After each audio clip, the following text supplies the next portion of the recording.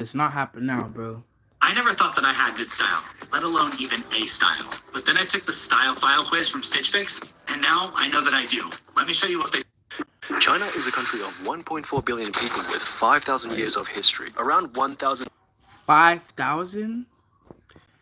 I shouldn't act that surprised. 5,000? I'm acting like I've never heard of nothing like that before. Yeah. 500 years ago, the West made its first contact with the East through the Silk Road, and the result was new technology, literature, trade routes, religion, and everybody was having a jolly good time. Now, today, if you're a user of any of these following platforms, you're bound to have seen Super Idol di shine ding to so sami hurti sawi kami titi alawi sawi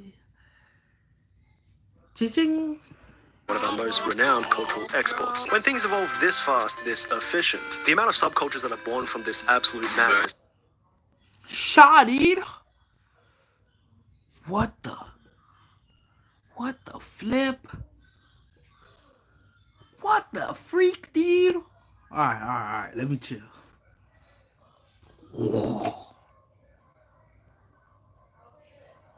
Ooh. This is crazy.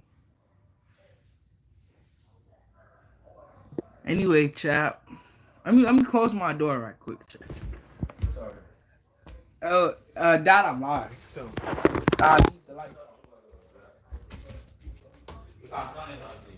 Alright.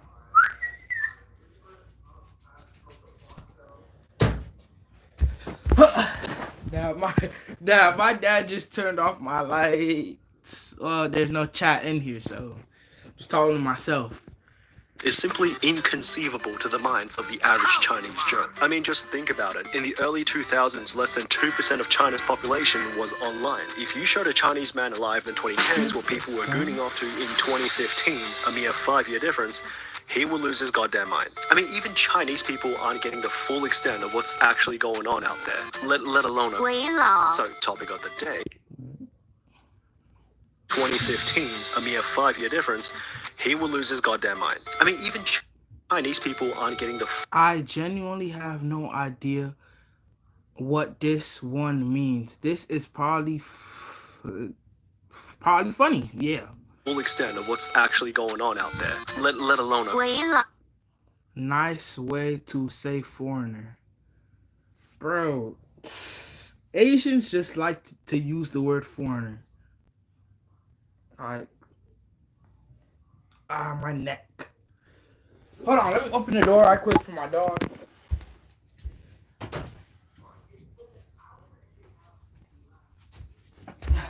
Anyway, chat. I'm back. So, topic of the day, what if you design state-of-the-art shitposting technology with your main target demographic as people who've literally never seen the internet before? The result is... 烂脚文化 A slow feet culture. The rights?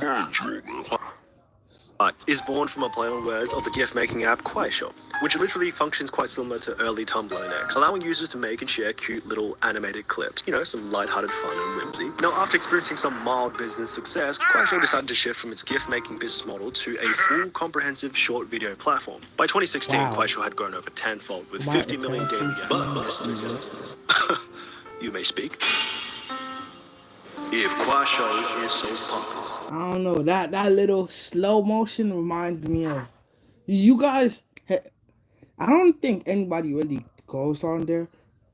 Whoa, I'm tripping. Ugh. Have you guys been on TikTok lately? There are these Chinese apps with really interesting stories, bro.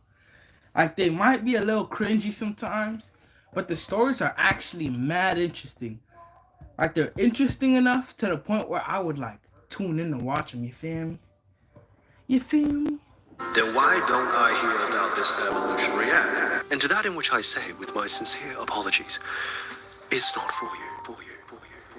Okay, so get this. Imagine you're in the marketing boardroom for your newly successful app. Director Cheng, I got to be honest. Our strategic pivot from original gift-focused model to diversified short video platform is a spectacular play. But our competitor... Spectacular play. are moving just as fast, if not, I dare say, even faster in capturing the same markets. How do we distinguish ourselves as a true platform of all time? By Mr. getting Wang, money. it seems like your brain can't turn the corner. Let me ask you a simple question. Where does an emperor draw his power? Holy shit. The From word his chi. I'm thinking now. I'm using my brain. Emperor draws his power from his chi. class. They wanted to talk. We will hear them out. And so that's how it began. After experiencing major success from the shift to a short video business model, the next step was the rural population. And this was in fact a defining moment for Kuaishou's explosive growth, as most of its competitors were more focused on promoting content for a middle class and urban user base. Kuaishou noticed a huge gap in the market. Low-tier cities and rural populations were massively underrepresented online. But there was two main reasons towards why this strategy actually worked. For one, content platforms from major cities were just kind of getting old. I mean, how many of these high-budget, high-quality TikTok premium videos can you possibly scroll through? Wrap some beads in your hand. See. Where you finally start to wonder to yourself where you can see some weird shit. So Kuaishou came along to deliver something raw, IRL something fight? authentic. What the? I mean, how many of these high-budget, high-quality TikTok premium videos can you possibly scroll through before So they you made finally Twitter, start to wonder to basically. yourself where you can see some weird shit? So Kuaishou came along. Internet beef IRL fights. Oh, mind you, English is my first language, and borderline my only language, except for a little bit of Spanish.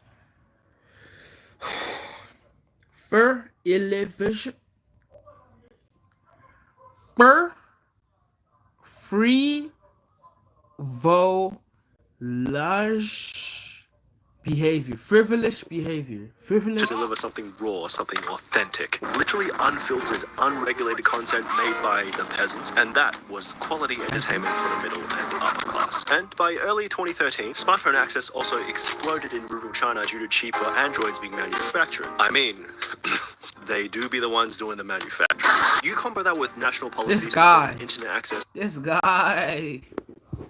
and 4G expansion coverage across all rural areas in China, and what do you get? A big chunk of the population that just don't see it coming. And soon they came, wave after wave. Rural youths, migrant workers, truck drivers, even monks from the deep mountain monasteries. And for the first time in a very long time of China's history of digitization, your For You page looked raw, chaotic, unfiltered, real.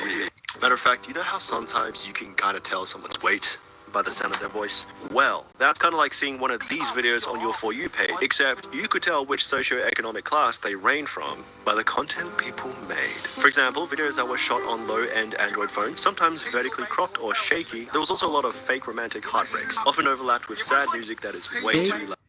And drama. Is this TikTok? Is this Twitter? Yo, X. Ooh. A lot of teenagers pretending to suffer or cry for views. The For You page was described to have felt like watching a television program where everything was ultra dramatic. But you know, that was all well and good, despite its utterly chaotic presence. Until, well, until it wasn't. Delinquency. Why did I think it was some other word? Delocution. What the heck, bro? There is delinquency-style content on every single platform out there, but Kuaishou was really, really bad. In fact, this can be traced back to one specific trend that really popped off in 2017, where teenage mothers would live stream their daily lives on the platform, often either showing their pregnancies or it's just straight up One of the most notable figures in this movement was Yang Qingning, who began to broadcast her life as a young and unmarried mother. Her content attracted a massive following of 45 million people before her account was suspended.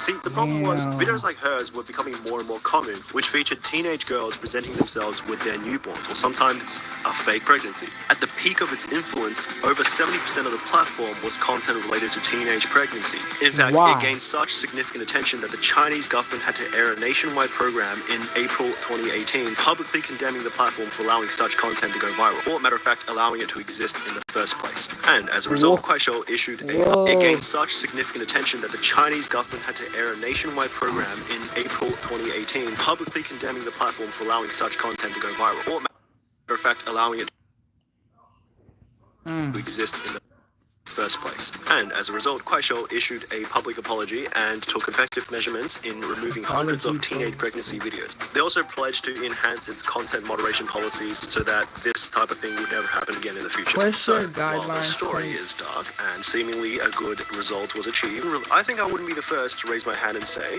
what happened after? And to that, my friend, allow me to formally introduce to you 慢脚文化 a culture that rose from the ashes of early Kuaishou delinquency.